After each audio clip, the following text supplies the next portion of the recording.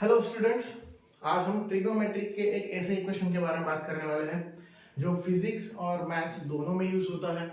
Basic mathematics in physics में हम लोगों को ये पढ़ाया जाता है। काफ़ी बच्चे और सभी फिजिक्स के जो भी न्यूमेरिकल सॉल्व करते हैं वहाँ पर बहुत से ऐसे टॉपिक है जहाँ पर इस trigonometric ratio of sum of the angle का यूज होता है। एज वेल एज मैथ्स में तो अपना खुद का एक अलग से सेक्शन है ट्रिग्नोमेट्री का, वहाँ पर भी इसे यूज किया जाता है। बट सबसे बड़ा सवाल ये है कि इस क्वेश्चन को कैसे यूज करें या फिर कहाँ यूज करें, ये तो सभी को समझ में आ जाता है। जैसे जैसे वो बच्चे प्रैक्टिस करते हैं उस हिसाब से उन्हें उस चीज का नॉलेज आ जाता है। बट सबसे बड़ा पार्ट ऑफ क्यूरियोसिटी ये है कि ये जो इक्वेशन है, ये जो रेशियो है, इसका एक्सपांशन ये ही क्यों है या फिर ये कैसे आया। ऑब्वियसली एक मन में सवाल होना चाहिए, ठीक है ना। जो भी बच्चे इसे डिटेल में स्टडी करते होंगे ना, मन में सवाल आता ही होगा कि इसका जो आंसर है वो ये ही क्यों या फिर ऐसा क्यों आया। तो चलो इसके बारे में देखते हैं। एक डायग्राम ड्रॉ कर लेते हैं। यहाँ पर मान लीजिए एक इनिशियल आर्म है जिसे मैं ओ एक्स कंसीडर कर लेता हूँ। फिर उसके बाद में यहाँ पर एक और ड्रॉ कर लेता हूँ, ये जेड, और इन दोनों के बीच में से जाने वाला एक मान लो एक्स वाई जेड। यहाँ पर एक एंगल बना देते हैं बी, और यहाँ पर एक एंगल बना देते हैं ए। और यहां पर क्या करना पड़ेगा, ये तो सिर्फ एंगल्स हुए, but we know that the trigonometry is a topic और is a mathematical tool which is relates with the right angle triangle. So suppose मैंने अगर यहां पर इसे ड्रॉ कर दिया ऐसे, तो अब ये जो लाइन है यहां पर आपके इनिशियल आर्म को परपेंडिकुलर है। सिमिलरली मैं यहां पर और एक लाइन ड्रॉ कर देता हूं जो दूसरे के लिए भी परपेंडिकुलर होगी। ऐसा समझ लीजिए ये जो बड़ा लाइन ड्रॉ किया है वो टोटल के लिए है और ये जो छोटा जो ड्रॉ किया है वो ए एंगल के लिए है, ऐसा कंसीडर कर देते हैं।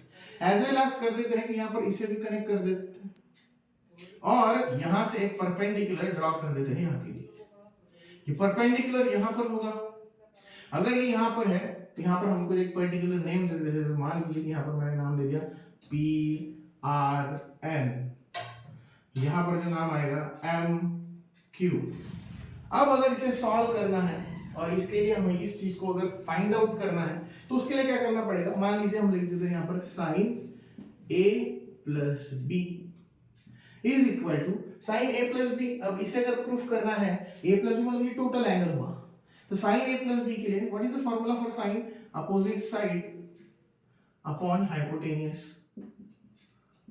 What is the opposite side of A plus B, तो ये पीएम डिवाइडेड बाय आपका ओपी। बट पीएम दो अलग अलग पार्ट में डिवाइड हो चुका है, ये पीआर और ये एमआर। इस तरीके से तो मैं ऐसे लिख देता हूं, ये आपका PR divided by MR. Okay sorry, आपका जो पीएम है वो दो पार्ट में बटा है, पीआर और एमआर। तो हम ये पीएम को कैसे लिख सकते हैं, PR plus MR divided by OP. सही है इतना। अब क्या कीजिए, ओपी कॉमन डिनोमिनेटर है पीआर के लिए भी और एमआर के लिए भी, तो उसे स्प्लिट करके लिख देते हैं PR divided by OP plus MR divided by OP.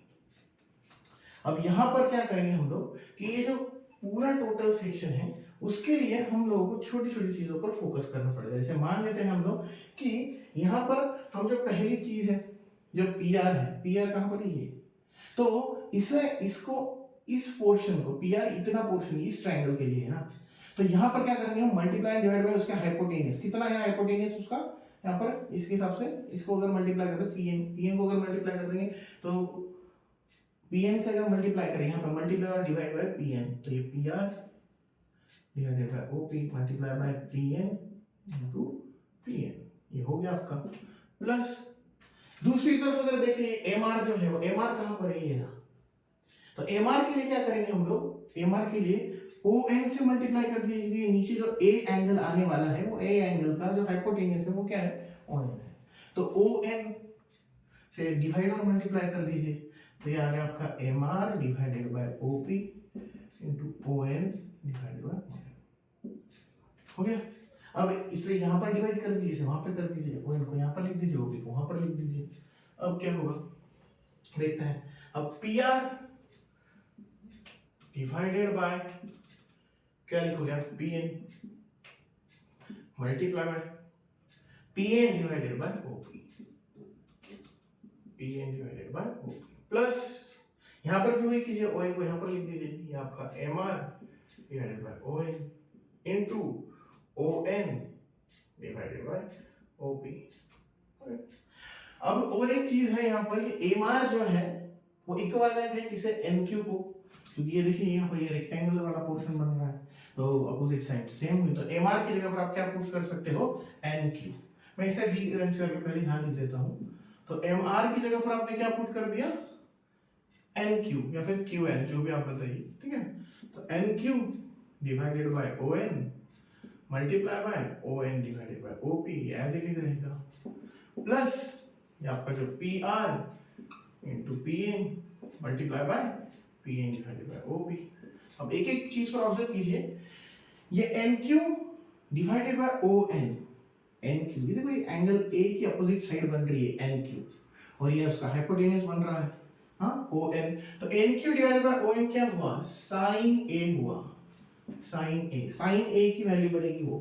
फिर जो आपका अगला है portion O N upon OP, O N कहाँ पर है, ये देखिए ओ एन, और ओपी कहाँ है, यहाँ पर, वो इस ट्रायंगल के बारे में बात कर रहा है, वो इस ऊपर वाले ट्रायंगल के बारे में, तो वो किसका फार्मूला बन रहा है, cos b का, जस्ट बिकॉज ऑफ अगर हम लोग यहाँ पर इस ट्रायंगल को इमेजिन करें तो ये b है, ON उसकी एडजेसेंट साइड है और OP उसका क्या है, हाइपोटेन्यूज, तो क्या हो गया, एडजेसेंट साइड अपॉन हाइपोटेन्यूज क्या होता है, cos, तो cos बीटा आ गया, सही है, इतना समझ में आ रहा है।